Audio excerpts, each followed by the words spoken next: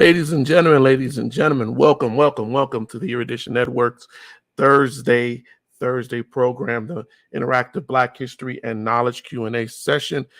We do this every Thursday to cover history and to talk about things that are both past and current in our world, life, and whatever. This program is becoming very interesting to me because we're starting to get more and more questions that are coming in from different areas. We had a new program this past week. My wife did on Monday, where she talks about a lot of adroit living things and how to live better, how to live cleaner, and also talking about different issues that are faced in the African American community. We're trying very hard to get more and more programs started for the network so that we are able to meet the needs and the requirements of everyone. So, as many people as we can. You can't always please everyone. Let's just be realistic, but as many people as we can. As always, this program on Thursdays is predominantly dedicated to teaching history and to providing information. And I appreciate all of the people who share our program, who participate, who come on during the interactive and give their take and understanding on what's going on today. So tonight, I'm going to do a couple of things tonight that are a little different. I want to touch on some things I've talked about in the past, but give it more of a visual to get you through to understand how important it is for us to know our history, because here we are in the middle, a little bit past the middle of Black History Month. And I am so excited every year on Black History Month, because that's when it seems like more people get start to try to learn something about their history. And so I'm always ecstatic on February, because it allows me to pull people in so that we can learn history throughout the year.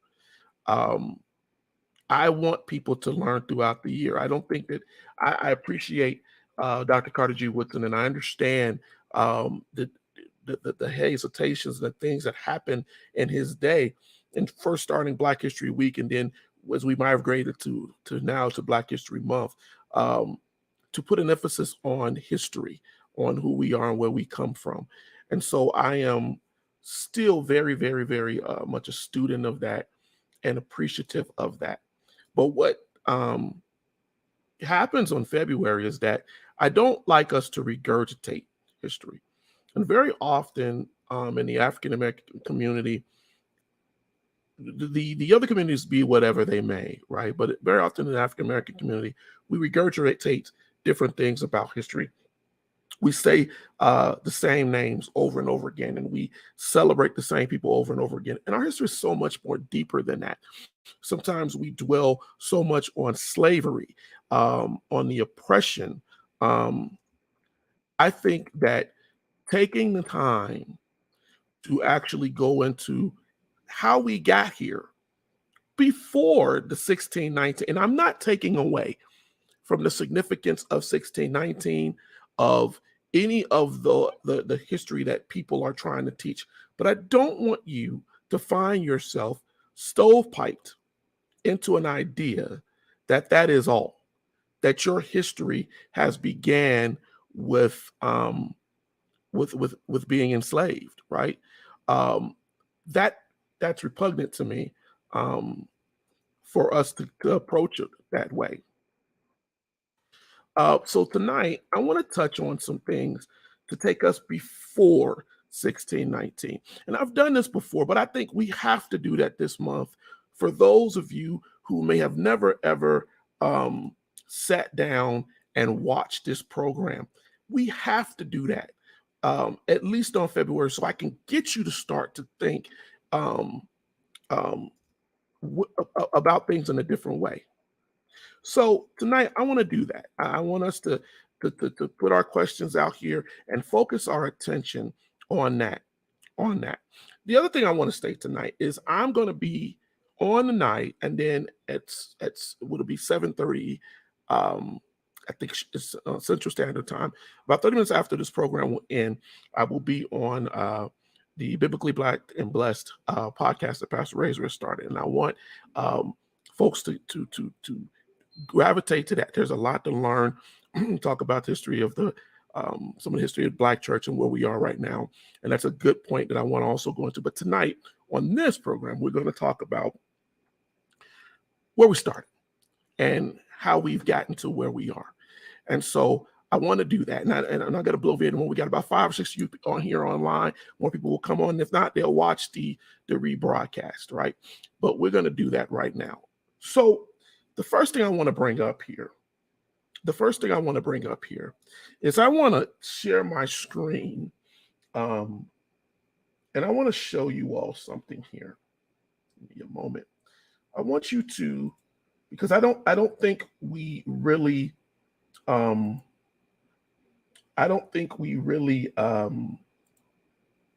go into this. I don't think I've ever really gone into this either. So what I want to do right now, give me a moment here.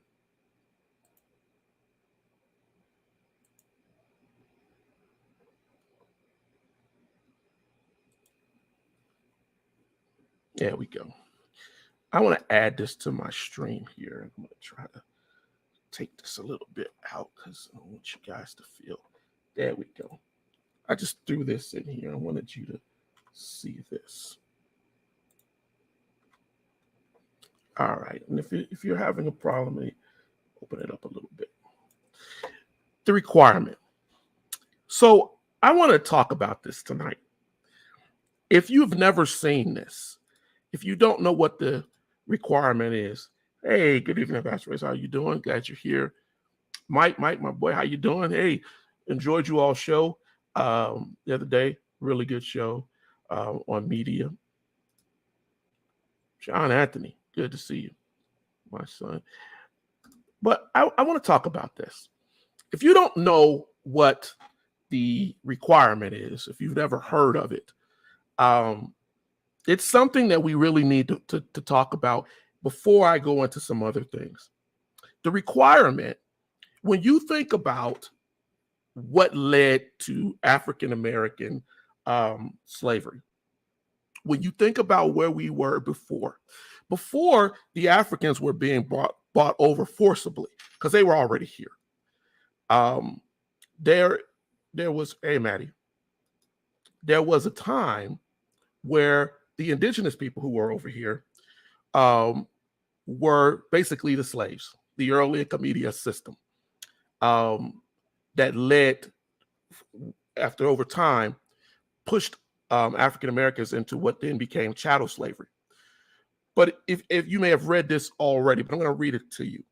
And what would happen is that the Spanish, whenever they would go over to take over, this is Columbus, this is the conquistadors, all of them, in order to make themselves feel good and get over the cognitive dissonance of domination that they were employing, they would read this requirement. I took James Lowen's interpretation of the requirement, and it basically says, I implore you to recognize the church as a lady, and in the name of the Pope, take the king as Lord of this land and obey his mandates. If you do not do it, I tell you that with the help of God, I will enter powerfully against you all. I will make war everywhere and in every way that I can. I will subject you to the yoke and obedience to the church and his majesty. I will take your women and children and make them slaves. The deaths and injuries that you will receive from here on will be your own fault and not that of his majesty, nor the gentlemen that accompany me. Now that sounds completely loony. But we know that there were papal bulls and there were designs made right, to make this requirement what is, right, where people, the church, the kings, the queens, and the royalty of Europe felt that in order for them to feel okay with dominating the savage. Now, let's understand something. When Columbus first arrived, they did not read that. They did not read that. Columbus actually took indigenous people back to Europe. Many of them died. Hundreds of them died. And he took them back as an example, but they were still people. Even though people saw them as savages, they were still people. And so in order for them to feel happy about themselves and to make themselves not feel so bad, what they did was they told themselves that we will lay out this requirement. It was required that you read this. It kind of goes into the same mentality as the indulgences, right? That we are taught about. That had all of the situations that happened with the with people going back into the Middle East and Africa on the Crusades, because they felt that they could do whatever to the infidel, to the savage, to the other, because why not? God had forgiven me because I let them know you are the other. You're not of us. Now, why is this important? Because it creates the idea of the other. Of the other. Now, when they came over and they treated the indigenous people like the other, you get to a point where they became very, very brutal, overly brutal. And it got to such a point with Columbus that Bartolome de las Casas, right, who was a priest, he was angry with what Columbus was doing. And so what he did was he started to, and your kids learn about de las Casas. I've seen it in history books, but they leave out a critical part about de las Casas.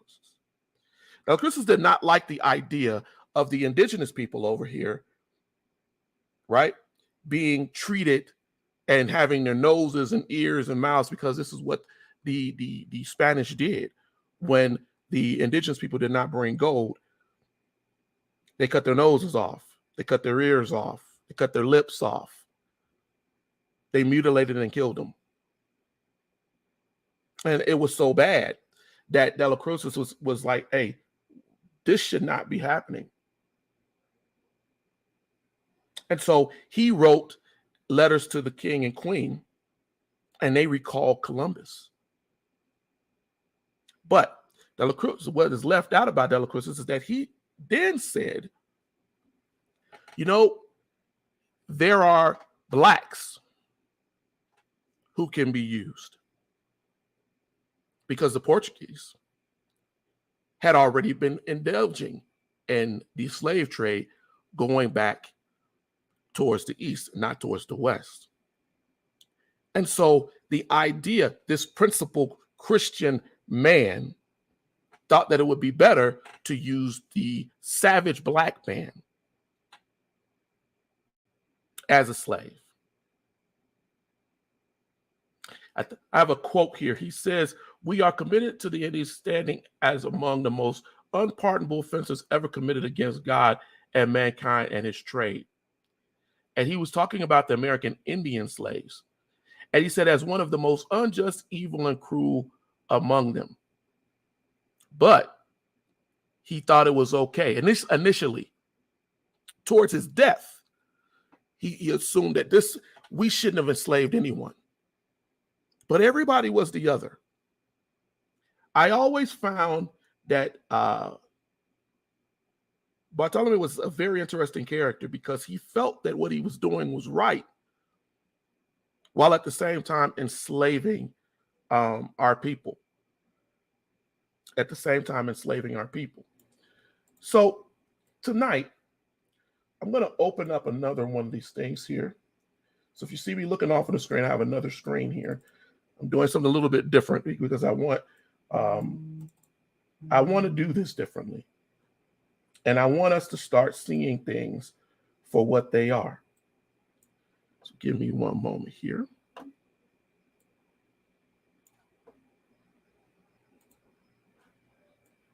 Here we go.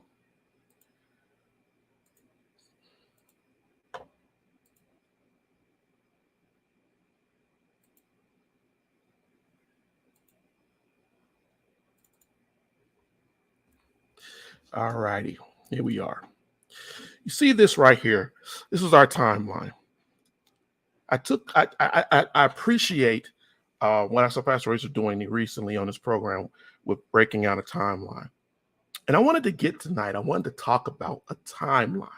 I wanted us to go and look at this particular part of history called the Age of Discoveries. The Age of Discoveries is such an interesting time because what we learn in school, a lot of it are lies. They're lies. They're conjecture. They're things that we know are not true. And tonight, I want to go over that. I want to hit this. But the manipulation of God for their superiority is exactly what Paul said the Gentiles do. They could change the image of God, yes, to their own evil likeness. And they believed that God, that's absolutely correct. And they believed that God, their version of God, this is from their own writing, it's not made up. They believed that God was okay with their greed, that God had given them dominion over those who they saw as less than. And this mentality, right, accepted mentality of putting people into situations where they were less or the other, justified their killings, their murderings, their worshiping. And then, as me and my son, Sean Anthony, often say, that was popularized with the Crusades, God willed it.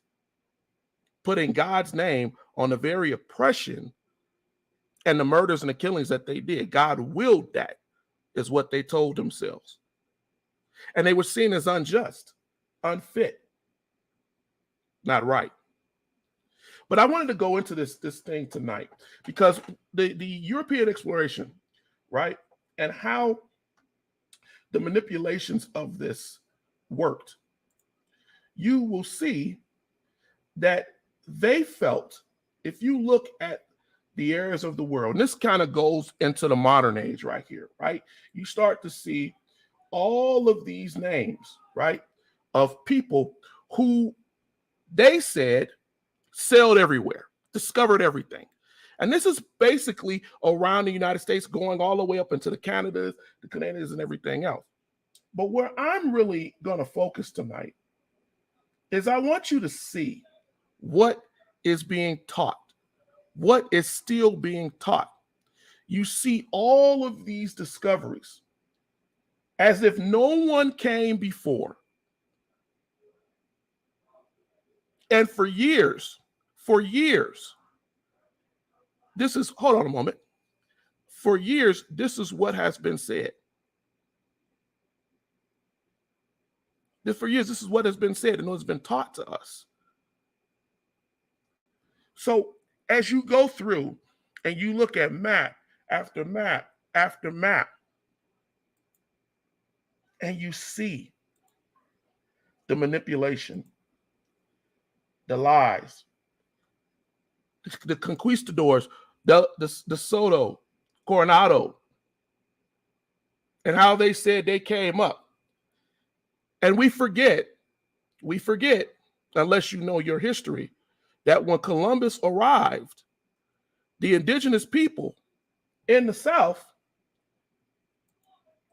told him that black men had came up and they had told them about the different things that were going on. They had told them about the gold and told them that the Africans had came and taught them how to build spears, told them about how they had influenced their culture. But map after map after map after map, what you're seeing is the lie that is being taught to our children. And I'm not just talking about Black children. I'm talking about period. The lies that have been told over and over and over again that make it seem as if we had no play, nothing that we did.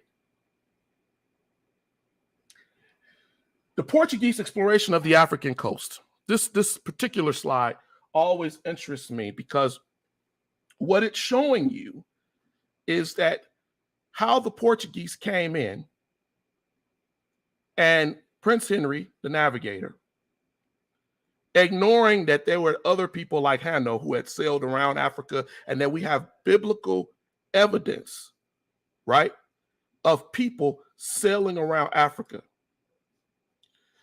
But the lie that the Portuguese themselves, hold on a minute.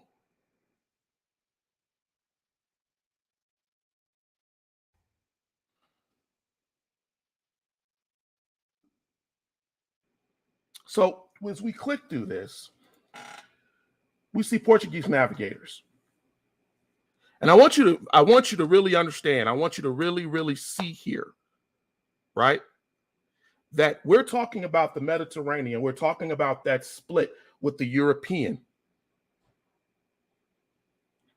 We're talking about how, right, they came down from Lisbon, from Portugal, and came down to Africa, took over the Canary Islands, took over this area at 1434. And then you watch as they tell you that slave trade begins. Now, that's an important part right there, right?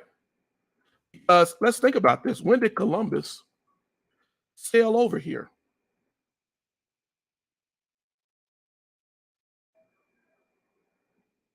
Think about it.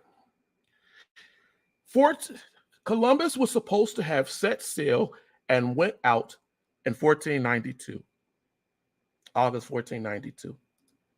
I often tell people that Columbus knew exactly where he was going. That's why this is so important right here. That's why this part right here is so key. And I'm sorry if I can't blow it up more for you, but it is so key to understanding that Columbus knew exactly where he was going.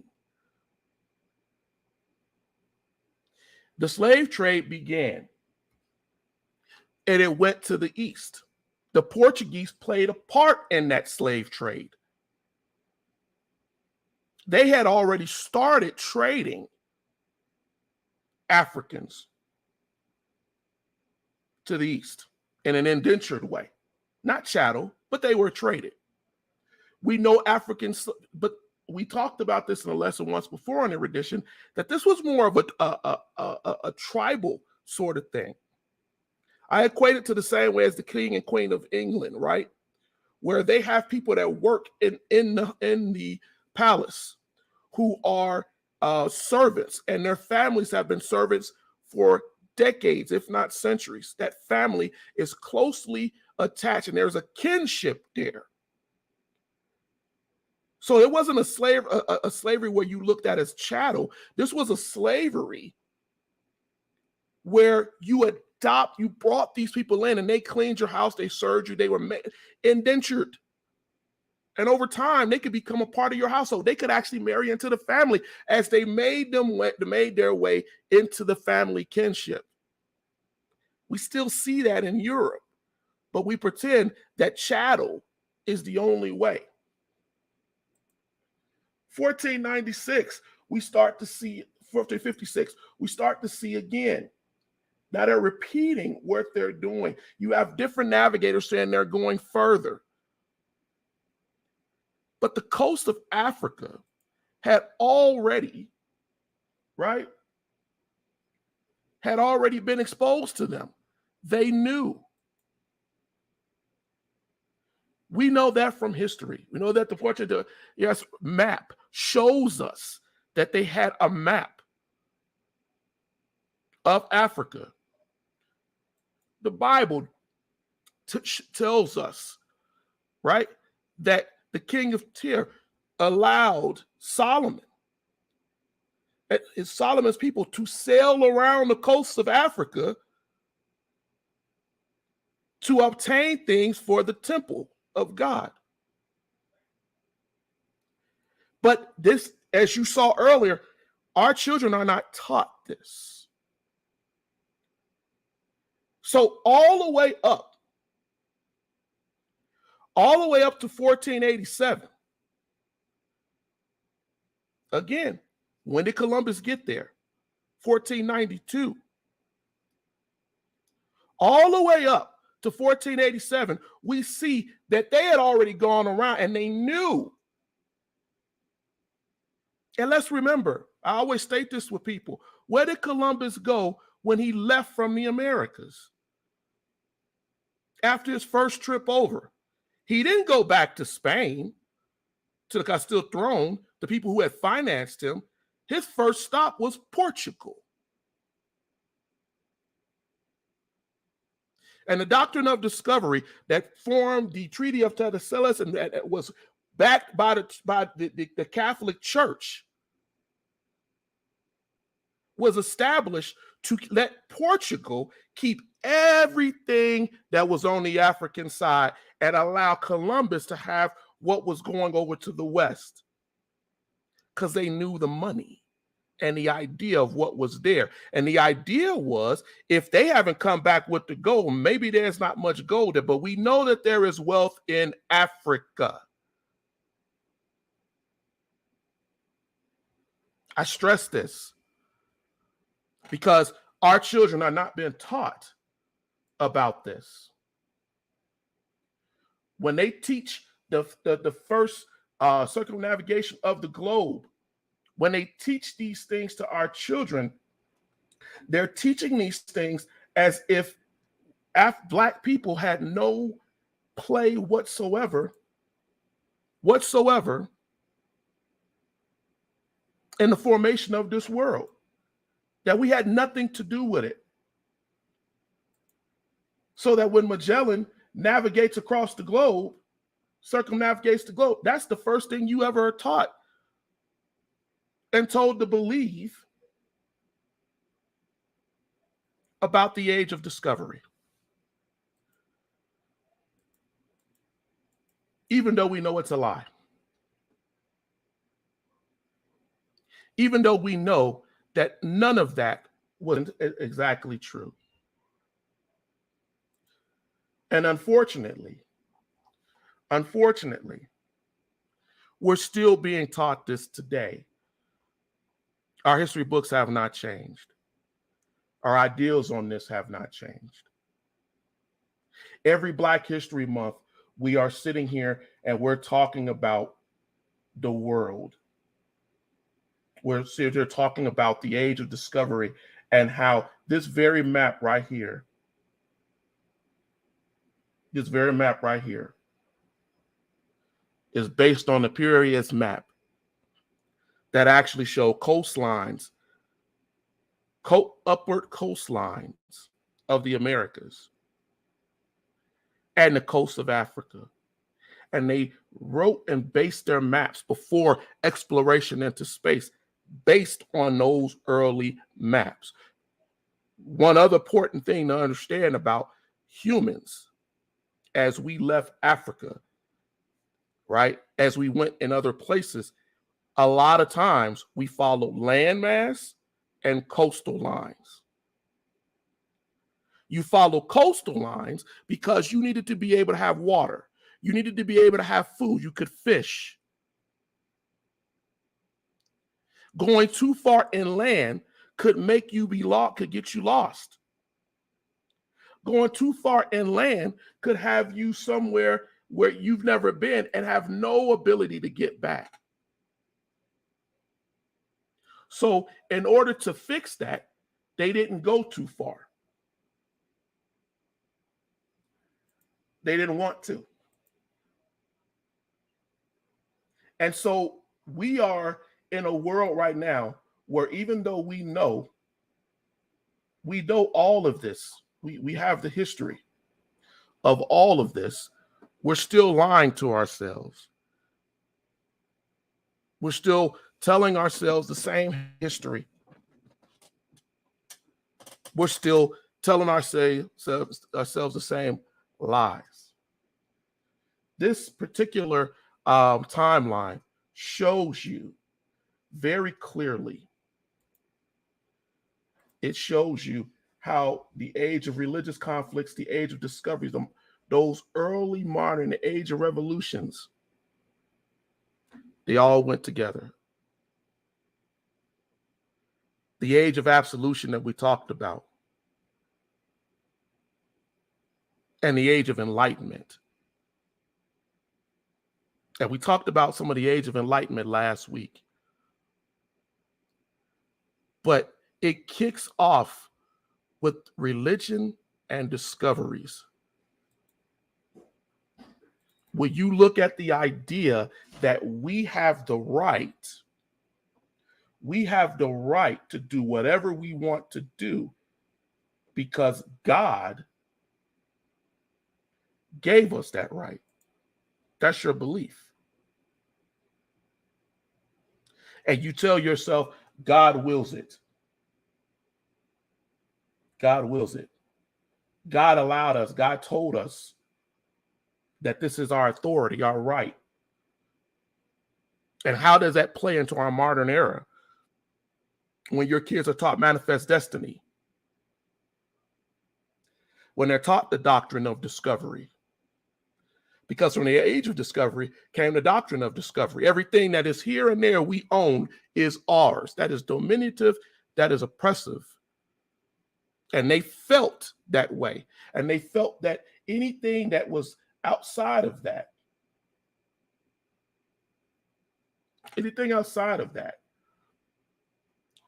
was not important. If you were an indigenous person, if you are African, if you're outside of Europe, and that's an important point to make. Y'all kind of quiet tonight. That's an important point to make, because before the age of discovery, there was no idea of the other in their mind. They didn't even call the African the other. As a matter of fact, the Europeans actually idolized the African.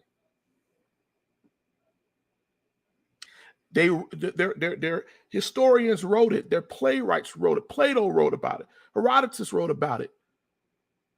The Greek myths are almost all about people traveling over to these islands in the Med and over into Africa and finding these amazing cultures.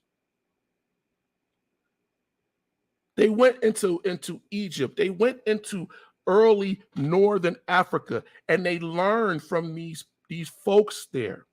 They took their laws, they took their writing, they based their philosophies on these people. And the Greeks took it, and the Romans took it. And over time, it spread throughout Europe. So when we look at this age of discovery and we say to ourselves, well, why are we talking about that tonight? We're talking about it because we want you to understand don't base your history every February on the idea that your walk, your people, your ancestors, your cultures walk in this life started at 1619 when Dutch slaves were brought over here. Our history is so much robust than that, so much greater than that.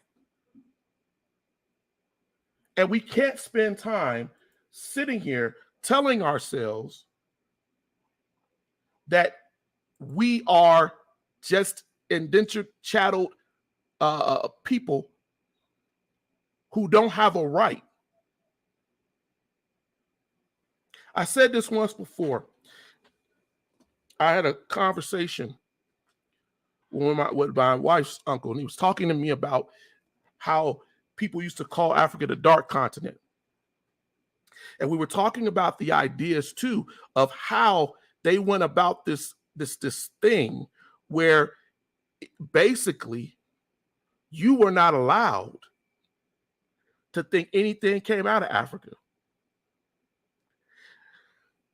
One historian, Dave Hume, wrote, "I am apt to suspect that the Negro," so they called it, and in general, all other species of man, for there are 4 or 5, as he thought it was, to be naturally inferior, and that there was never a civilized nation of any other complexion other than white.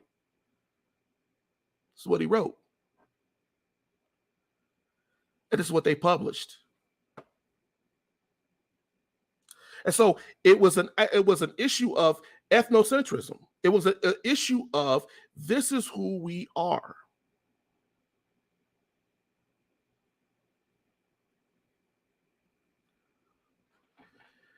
If you consider that by the end of the Civil War, let's say 1890, that every country, known country, I should say, in the world was dominated by European power, culturized by European power. And it left the question that why did they go in to dominate these areas? And they used the idea of God in the church. And I often say to people when we talk about this particular history, right? Why did they use the church? And I heard Pastor Reza talk about this on this program the other day. And I'm going to expound on that. Why did they use the church? They used the church because at the heart of it, they knew that everybody, every tribe, every people that they came back towards, because they all came out of Africa, biological, historical, archaeological fact. They knew that there was an attachment to the idea that there was a God. There was something that they believed in, that they worshiped, that they cared about. And so they used the idea of God to subjugate, to imprison, to hold down. They did it even all the way up until American slavery. Because we know they believe. They're faith-based people. They believe in something. Let's focus that belief so that they can follow what we want them to follow. So if you look at the growth of Christianity and those days after the discoveries, and even a little bit before, right? If you look at the Reformation, you look at everything that was being done, the supremacy of where we are right now, all over the world, comes from the idea of pushing a supremacist idea of faith. And it's so bad that in your children's history books and textbooks now, they don't even mention really Christianity. They will talk about the Reformation as an institutional issue, but they will not talk about it as a faith-based issue. They keep it very secular.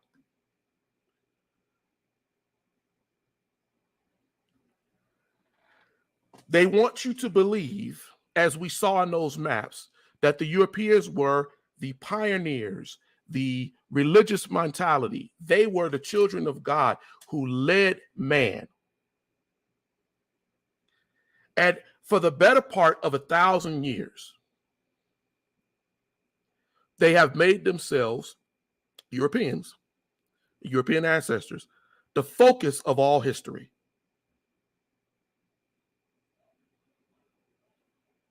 But historians know that half of what we consider to be modern history had passed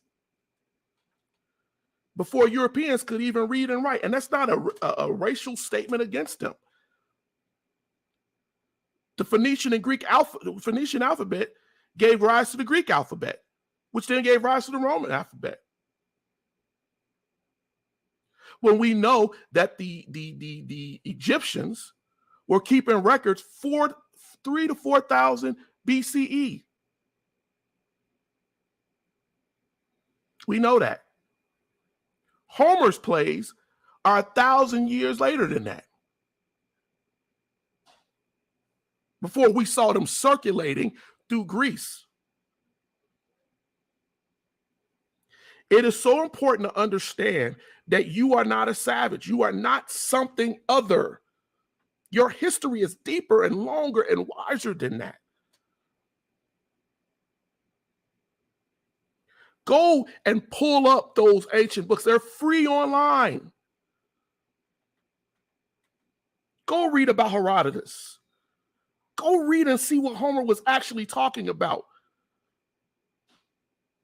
Go read the Iliad, the Odyssey, and understand why Odysseus was traveling around and what they were talking about, how he was laying out islands, recognized islands.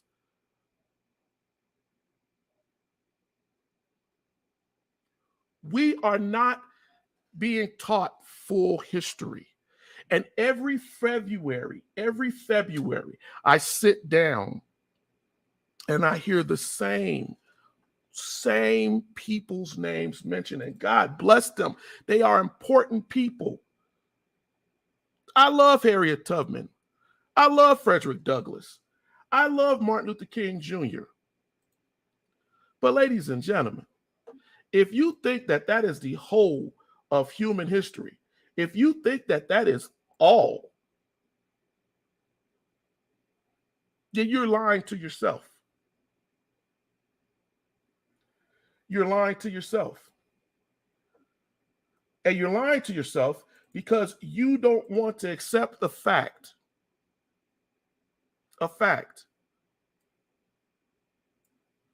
that you're deeper than that. You're more than that. I can't believe that. I like to believe it's just hidden, that we don't know. And what we don't know,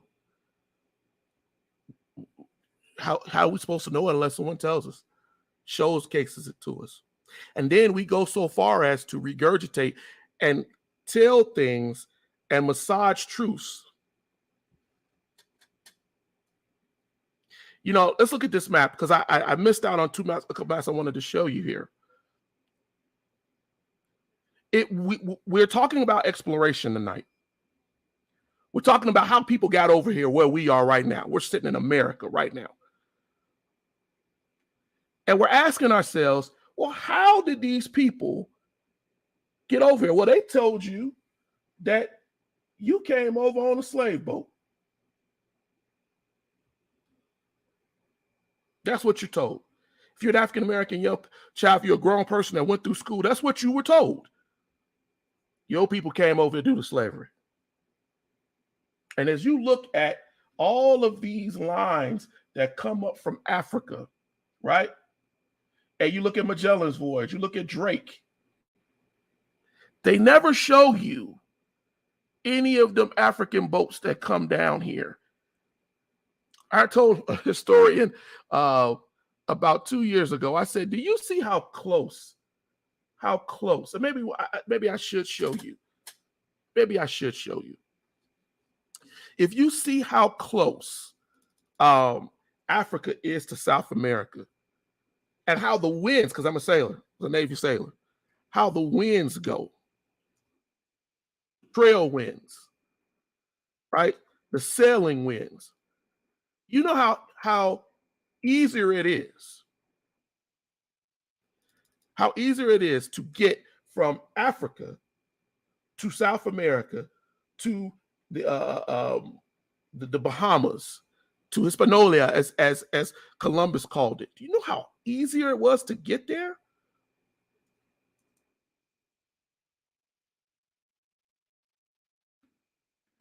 We're not taught that. We're not given that history. As a matter of fact, and I'm going to pull that up. I am going to pull that up. As a matter of fact, what is often said to us is that, oh, they came around, they went over, and all of these winds, you see, and I'm gonna lie to you, some of the winds will take you there. Very strong winds. We still see them when hurricanes come. But you would be a fool to tell yourself, to convince yourself that Africans did not travel over here in boats that we knew they had well before that. You would be fooling yourself. You would be delusional. And I want us to look at that. Sorry, one of my downloads did not go the way I wanted it to. But this is the map that you will see in most of your kids' school books. I know, because I've pulled it up. And that's what they show. But this map right here, is often hidden until recently, when historians have been forced to admit to things that they did not want to admit to. And that is the idea, right, that the African Phoenicians, and I had a conversation with someone a little while back, and he kept telling me, Eddie, you always talk about these Phoenicians.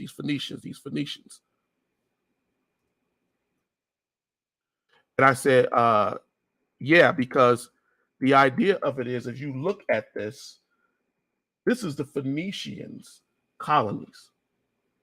And this doesn't even show all of them. These are the colonies that the Phoenicians had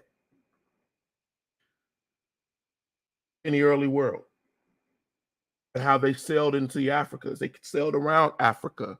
Hanno documented going into ports around Africa well before Prince Henry the Navigator.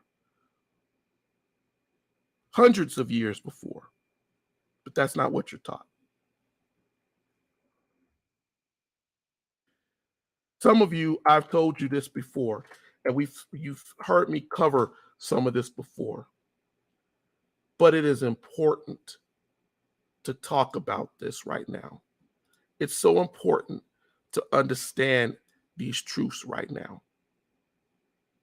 Because if we don't, if we keep lying to ourselves and telling our children letting our children be taught these lies and staying completely oblivious to the lie, another generation will be lost. There we go. This is not really the one I wanted, but I want you to see this.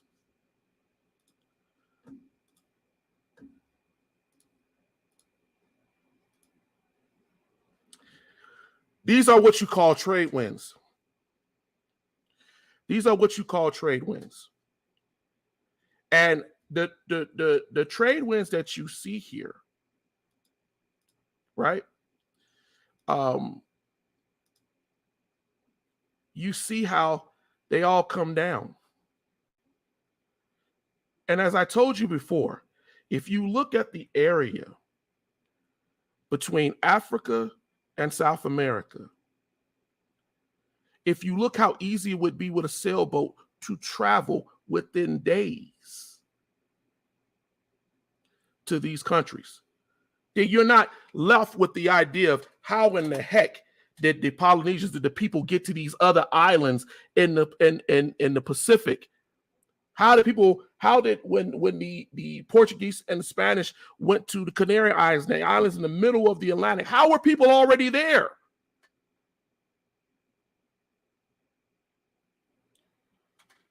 But the lie is so persuasive and pervasive in our society that too many of us don't even know the questions to ask. It's not just so much of an issue of saying that Africans were here before, because we know that Nordic people were here. We know that people came over from Ireland. We know that people traveled. But why is it so often that the history of our people coming up from those areas of Africa is hidden? Why is that? If you look at the Carthaginian Empire, built off of the Phoenician Empire, and you look at how they were all around the coast, what do you think they were doing around the coast? How do you think that the knowledge went from Africa to Europe?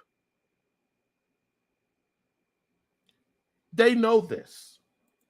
But as I started this lesson, and this goes to what I was saying earlier, we know that the Vikings, but they're quick to tell you that the Vikings sailed because they look more like what is presentable, European.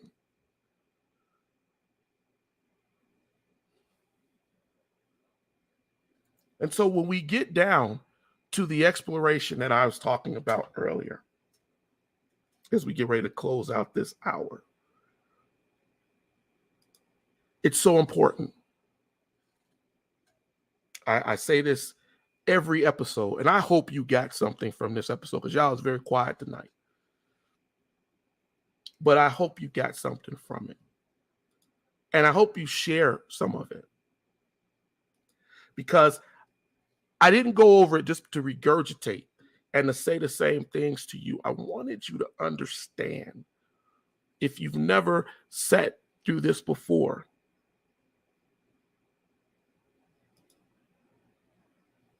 yeah, Virginia. Well, obviously they came up from Europe, right? But initially, all life, every one of us came out of Africa. Rather we accept it, rather they told themselves it was true. That's where they came from. And so the lie, that lie, when I showed you the map earlier, we're talking about how people got over into Canada. That lie, right? But we also know that the Phoenicians sailed all the way up to Britain.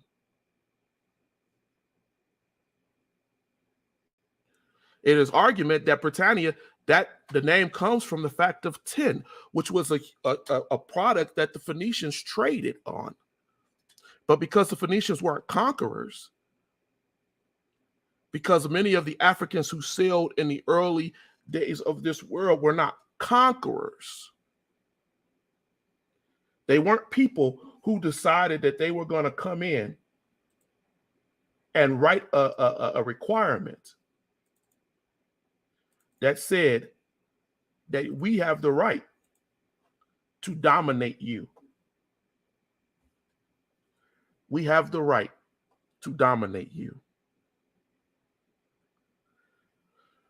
When I read that requirement out tonight, I did it because I wanted us to understand, and we're going to use this timeline a little bit more coming up and in coming weeks, because I want to hit certain areas of why we're here.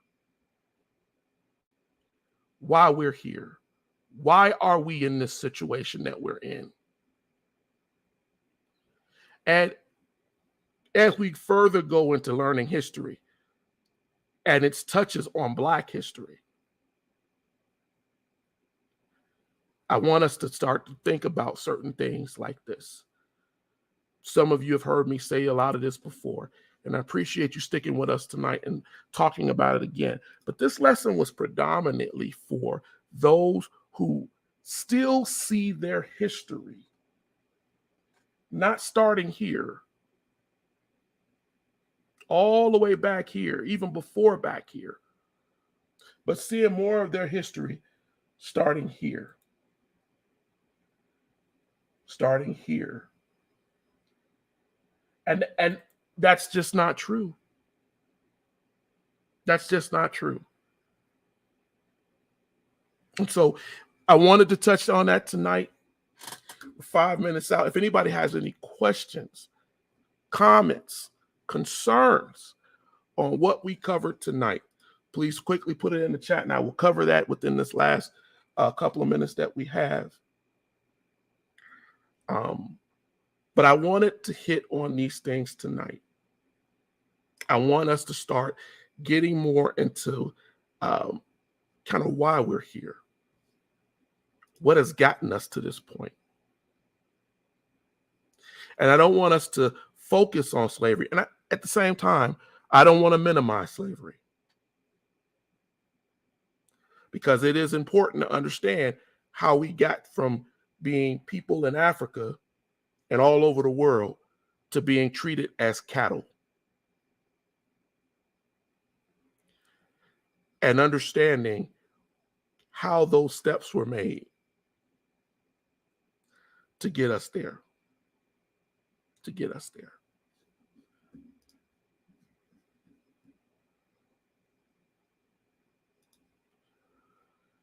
Oh, thank you. Thank you, my brother.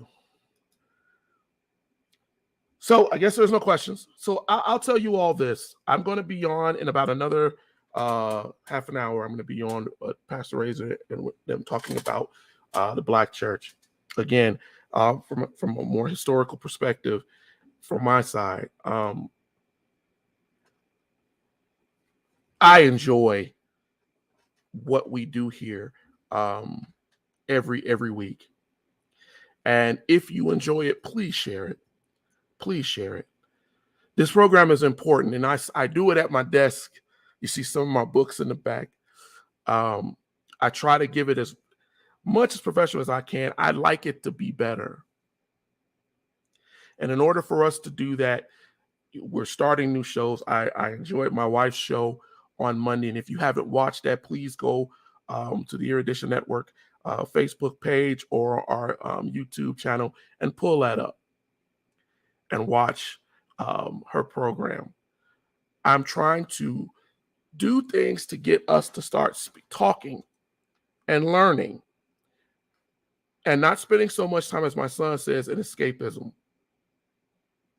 being lost in the minutiae of everything that's going on. So many people are suffering and dying from a lack of knowledge. Yes, she was, Regina. I really enjoyed her program. I made fun of her, so she was a little nervous, but she really covered a lot of different things that needed to be heard. And I had been asking her to do that for a while, and I was glad that she actually was able to get on and do it.